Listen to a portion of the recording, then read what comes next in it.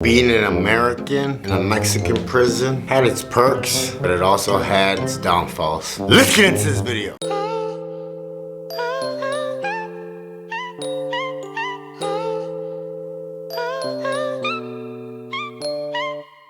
Cartel got me working for the big faces. Federale got my car full of brick cases. Hit the pen with a grin, there ain't no faking. I was picked to my back for my shoelaces. Got out, should've seen the look on they faces. All jealous cause your boy stacking hella paper. Set up by the crew, they done put a banger in the trunk of my car and left me to hang there. No thing, then attorney went and beat the case. Got a job digging holes for minimum wage. Had a dream that Cato said he proud of me. Stay here, don't leave, keep doing your thing. Quit the drugs, but you know I went back to selling, 6-time failing. I went back to prison, got my head right, got my bread right. Push these weights like a kilo in a tailpipe. Trying to do right, I got a mission. Trying to give back to my boys in the prison. The old me's gone, I ain't never.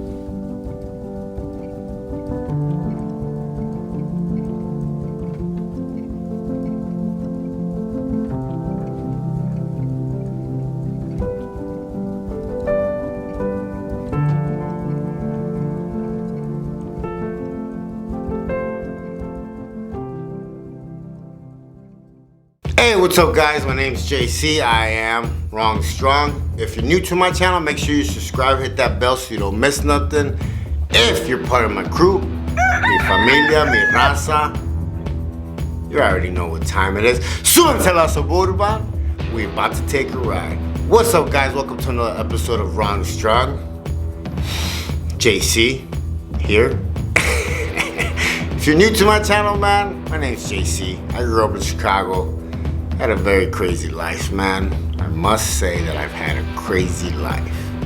But being an American in a Mexican prison was one of the craziest times, I guess, in my life. Not that I'm saying that my street life and all that other stuff wasn't crazy, but it was hard. It was hard because even though my parents are Mexican and, you know, pretty much I'm fluent in Spanish, well, I was fluent in Spanish. I was still looked at as a Chicano or Pocho, almost like a traitor. Yeah, you could say that. So I had to constantly prove myself over there, and it was constantly all the time. It was hard. Was there other Americans over there? Yeah, there was a couple Americans. There was Luis was a 2-6, Max was a Raza, Ricardo was Ricardo. Ricardo's my best friend, but Ricardo, he hung around 47th Street, but he was mainly into making money. He's the one that had a lot of connects into Mexico and all that. And then there was Mike. Mike was from Michigan. Mike was a straight up white boy. He ended up marrying a Mexican girl. He ended up staying and doing his whole time over there and moving and staying in Mexico when he got out. It had its perks because they knew that we had money as Americans.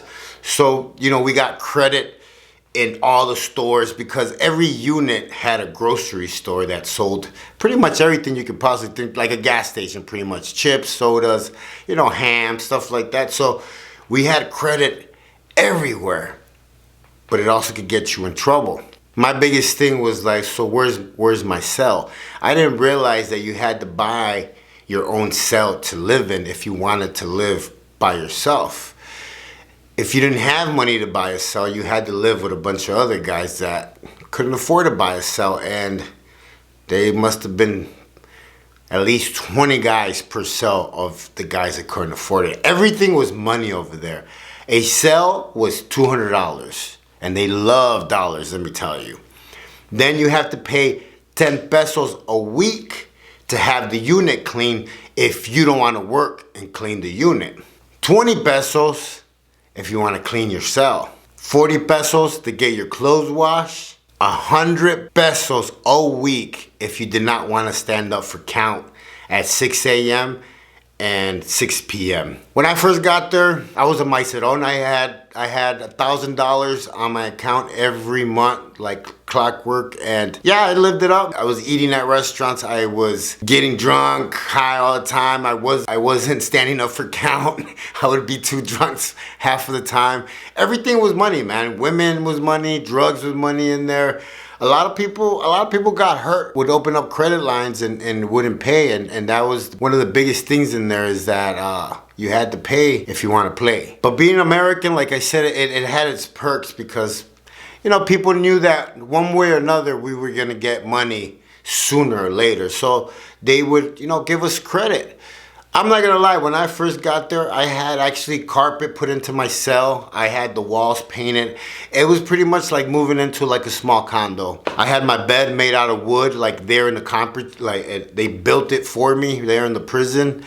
You know, frames on the walls that I had specially made by, you know, inmates that worked in the wood shop. And you know, I used to walk around with my Nike windbreaker suits all day with my gold chain and just, you know, thinking that I was like el jefe de jefes, you know? Oh, man. There was rich areas and poor areas in the prison. The rich areas is where a lot of the big drug lords lived, where the units were different. They had toilets, they had showers, you know, hot water. All the perks of, you know, being a Maicedon. And then you went into the units where they didn't have money, and I'm not gonna lie, like it was pretty nasty. There would be hawkers all over the floor. They didn't have toilets. You had to like use the bathroom and holes in the floor. The water was cold. It would sit outside, so it was freezing. You know, on visiting days, you have to be showered and done by 6 a.m. So imagine having to get up at 4 or 5 in the morning, take shower with cold water that's been sitting outside the whole time, you know? It's very different than taking a hot shower like a lot of these guys would do in the, you know, Maicedon units, in the big units. But it was all, at the end of the day, money. How much can you pay to live, you know, live better? That's the real Locked Up Abroad, you know what I mean? Like that show should have had me on there a long time ago. Thursdays and Sundays were visiting days, so the family would start getting there at 6 a.m. They would start letting them in, and they had to be out by 6 p.m. So it'd be Thursdays and Sundays, that whole prison would turn into a whole party. All you would hear with music, food, people dancing, the kids running around, the women walking around. It was those 2 days, I must say, that you would forget that you were even in prison. I always tell people, you know, if you guys ever want to know what a Mexican prison was back then, it was just like that movie Get the Gringo with Mel Gibson.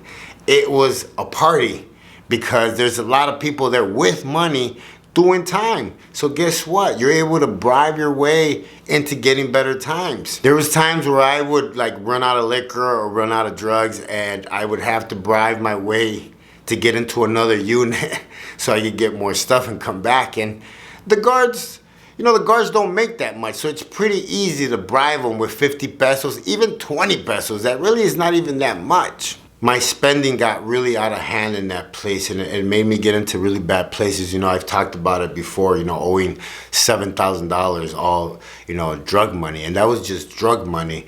I still owed money from food, restaurants, liquor, you know, all the other perks. But at the end of my sentence there, I was doing really bad at the end. I'm not gonna lie. At the end, I had already sold everything out of my cell. I had a mattress on the floor. That's all I had, you know, left at the end. I had one t-shirt, one pair of pants, some really big shoes that didn't really fit me. And it was all because I really fell into that drug addiction. I really started using really bad, and I became, you know, addicted to crack cocaine. It got a hold of me so bad that when my mom would come and visit me, I would just like sit her down in my cell, and I would be like, give me money. And I would leave, and I would be getting high, and I wouldn't come back until it was almost, you know, time to go, and my mom would leave with really not even seeing me, man. So, you know, this is why, like, I tell people, I have to tell you the story of why and how I got to where I was at in order to be able to share. You know, you have to share the past in order to get to the future. And that's my biggest thing, is sharing my stories to pretty much give you an insight of what made me get to that place.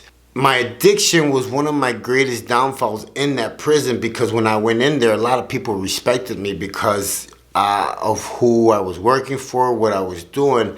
But then at the end, they looked at me as a crackhead, and I was like the joke, you know, and it did a lot to my self-esteem. It did a lot to like me and my person.